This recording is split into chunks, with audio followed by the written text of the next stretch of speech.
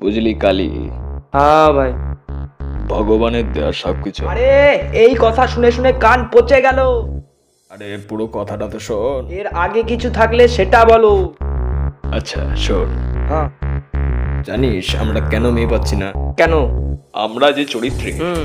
সে চরিত্রের মেয়ে বানাতে গিয়েও ভগবানকে একবার ভাবতে হয় যে এদের জন্য কেমন মেয়ে বানানো উচিত। তাই বলে কি সব মেয়েরাই আমাদের রিজেক্ট করে দেবে?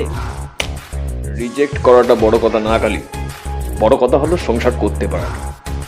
তাহলে কি মেরে দেবো? দিবি দে। ঠিক আছে। বুঝলি কালী? হ্যাঁ বলো ভাই।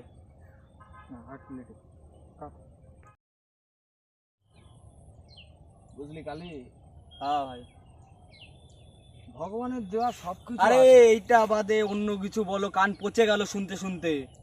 আরে পুরো কথাটা তো শোন। আরে এর আগে কিছু বলো আর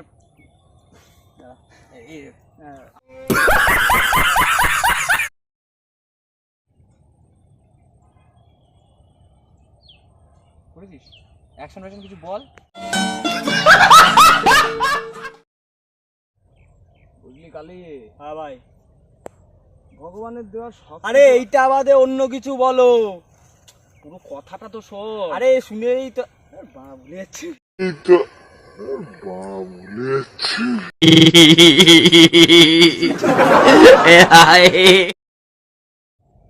বুঝলি কালী? হ্যাঁ ভাই।